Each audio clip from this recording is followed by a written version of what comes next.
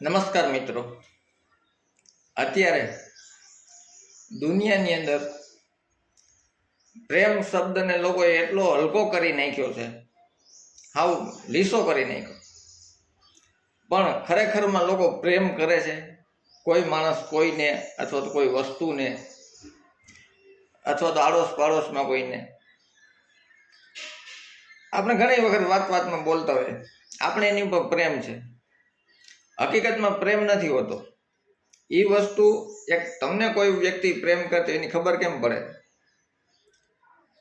જો કોઈ માણસ તમારું કાર્ય અથવા તો કોઈ કામ અથવા તો કોઈ આપણે મદદ કરતું હોય, એનો સમય બચાવીને કરતો હોય, તો સમજી લેવાનું તમને એ પ્રેમ નથી કરતો. તમે એના ઓપ્શનમાં છો કે હું એને કામ કરું, હું એને કામ આવું એટલે પાછો મને કામ આવે. આ પ્રેમ નથી, આ એક વ્યવહાર છે, અને એક વેપાર કહો તો પણ કહી શકાય. કેમ કે આ એક ઓપ્શન છે, એને તમારો ઉપયોગ કરવો છે પાછો ભવિષ્યમાં. એટલા માટે અત્યારે અથવા તો લોકો પ્રેમ કેવા કરે, કા સવારે પ્રેમ કરે અને બપોર પછી બ્રેકઅપ લઈ લે. આવા પ્રેમ હોય. એક સામાન્ય રીતે એવી વ્યાખ્યા છે ઇંગ્લિશની અંદર કે love is like a glass, once broken then very difficult to join. આ અંગ્રેજોની વ્યાખ્યા છે, આપણી નથી. પ્રેમ એમ એ લોકો એમ કહેવા માંગે છે, પ્રેમ એક વખત તૂટી જાય તો પાછો હંધાય નહીં. પણ પ્રેમ મિત્રો એવી વસ્તુ છે કે તૂટે જ નહીં. જો તૂટે ને જિંદગીની અંદર પણ, તો એ પ્રેમ નથી હોતો. ફક્ત એ એક ઓપ્શન હોય છે કે તમારી એને જરૂરિયાત છે ત્યાં સુધી તમારી સાથે છે, પછી એ પાછું તમને બ્રેકઅપ કરી નાખશે. અત્યારે કોઈ પણ જગ્યાએ પ્રેમ સ્વાર્થ વિના થતો જ નથી મિત્રો. કોઈ પણ મતલબ હોય ને તો જ એ લોકો પ્રેમ કરે છે, અને આને પ્રેમ ન કહેવાય. સ્વાર્થથી થયેલો પ્રેમ એ પ્રેમ નથી. એ એક ઉપયોગ કરવા માટેની વસ્તુ છે કે તમે પાછા ભવિષ્યમાં એને કામ આવશે. પ્રેમ અકારણ હોય. તમે કોઈ પણને પ્રેમ કરતા હોય અથવા તો કોઈ તમને પ્રેમ કરતા હોય, એની અંદર કારણ ન હોય કે કોઈ કારણ છે એથી એટલે હું એને પ્રેમ કરું છું. પ્રેમની અંદર કારણ હોય જ નહીં. અને કારણ હોય ને ત્યાં પ્રેમ ન હોય, ત્યાં સીધું ઓપ્શન આવી જાય કે ભવિષ્યમાં મારે આનું કામ પડશે. લોકો ગભરાટથી નહીં પ્રેમ કર્યા. આ પ્રેમ છે જ નહીં. આ હું તમને અત્યારના સમાજની વાસ્તવિકતા બતાવવા માટે કહું છું. કોઈ પણ વસ્તુ કારણથી કે ઓપ્શનથી થયેલી વસ્તુને આપણે પ્રેમ કહેતા જ નથી. અને પ્રેમમાં મિત્રો અત્યારે લોકો શું કરે, હું તને આ કરું, હું તને અત્યારે કામ આવું, પછી તું મને કામ આવ. પ્રેમમાં આપવાનું હોતું જ નથી. પ્રેમની અંદર અત્યારે આપણે જઈએ કોઈને, અત્યારે તો આ જમાનો તો આધુનિક છે, લોકો એકબીજાને ગિફ્ટ આપતા હોય, કોઈ લગ્ન પ્રસંગમાં, કોઈ ચાંદલા ચૂંદડીમાં, જન્મદિનમાં. અને તમે એને આપો એટલે એ શું કરે, રિટર્ન ગિફ્ટ આપે. આપણે કોઈ પણ વ્યક્તિને ગિફ્ટ આપીએ, અત્યારે આ રિટર્ન ગિફ્ટની એક ટ્રેન્ડ ચાલે છે. પ્રેમની અંદર રિટર્ન ગિફ્ટ હોય જ નહીં. રિટર્ન ગિફ્ટ હોય ત્યાં પ્રેમ ન હોય. પ્રેમમાં હંમેશાને માટે ઘસાવાનું હોય. અત્યારે લોકો લગ્ન પણ એ રીતના જ કરે છે, કોમ્પ્રોમાઇઝ કરે છે. લગ્નમાં એક કે તમારી પાસે આટલી વસ્તુ છે.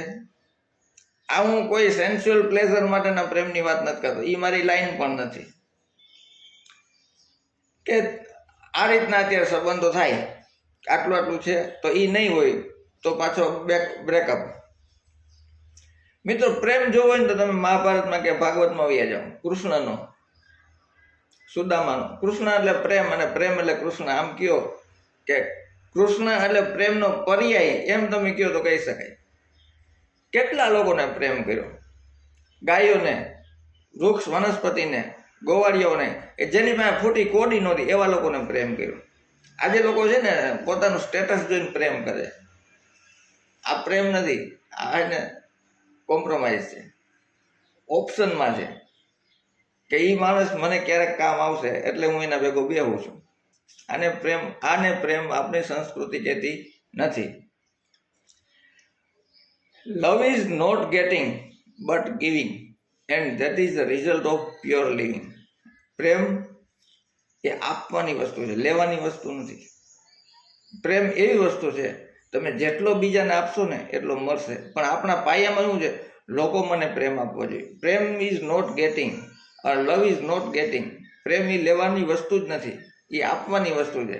અને પ્રેમ જેટલો તમે દુનિયાને આપશો, અરે પ્રાણીઓને પણ, આપણે ખેડૂતો જો તમે બળદિયા છોડે ને પછી માથે હાથ ફેરવે, એટલે પ્રાણીઓને પણ ખબર પડી જાય કે આપણે આના ખેતરમાં બરોબર હાલવું પડે.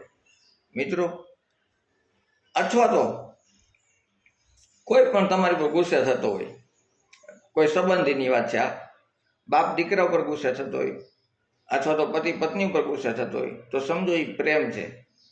એને માટે અત્યારની યુવા પેઢી એમ ન સમજે કે આ ગાંઠિયા છે ને ટક ટક કરે છે. વૃદ્ધો તમારી ઉપર ગુસ્સે થતા હોય તો એને તમારા ઉપર પ્રેમ છે, એના દિલની અંદર ક્યાંક ને ક્યાંક તમારી જગ્યા છે.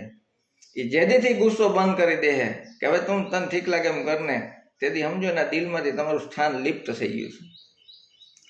કર્ણ અને દુર્યોધન એકબીજા માટે જીવ આપી દેવાના માણસો, પણ પ્રેમ નહોતો. એ ઋણાનું બંધન હતું. કેમ કે દુર્યોધન એની જિંદગીની અંદર, કર્ણએ એની આખી જિંદગીની અંદર દુર્યોધનને એમ ન કીધું કે આ ખોટું કરે છે. પ્રેમ હોય ને ત્યાં ચોખ્ખા શબ્દોમાં કહી દે માણસ કે આ તારું ખોટું છે, આ તારે લાયક વસ્તુ નથી. એને પ્રેમ કહેવાય. અત્યારે કોઈ માણસ છે ને મોઢા ઉપર નહીં કહે, એમ કે શું કામે કે આપણે એની નજરમાંથી ઉતરી જશું તો. પણ જે માણસ તમને ખરા દિલથી પ્રેમ કરતો હોય ને, એ હજારોની મેદનીમાં તમને કહી દે કે આ તું ખોટો છે, આ તારે લાયક નથી. એ સમજો એ માણસ તમને પ્રેમ કરે છે. પ્રેમની અંદર લાપસુસી ન હોય કે હું એને સાચું કહીશ ને એના નજરમાંથી ઉતરી જઈશ તો. અરે ભલે ઉતરી જાય, તમારા મોઢા ઉપર જે માણસ કહી દેતો હોય એ માણસ તમને પ્રેમ કરે છે, સમજી લેજો. મિત્રો, પ્રેમ આવી વસ્તુ છે. અત્યારે પ્રેમની વ્યાખ્યા જ લોકો, પ્રેમની અંદર જ્ઞાતિ ન હોય, ધર્મ ન હોય, કોઈ પણ જાતનો ભેદભાવ ન હોય. કૃષ્ણ અને સુદામાનું ક્યાં નગર જામે ભાઈ, ક્યાં એક ગરીબ અને ક્યાં કૃષ્ણ દ્વારકાનો ધણી. એને પ્રેમ કહેવાય. પ્રેમની અંદર કોમ્પ્રોમાઇઝ અને કન્ડિશન ન હોય. મિત્રો, આવો પ્રેમ આ દુનિયાની અંદર કરવા વાળો કોઈ એક વ્યક્તિ પણ તમને મળી જાય ને તો સમજો તમારું જીવન ધન્ય થઈ ગયું. ધન્યવાદ.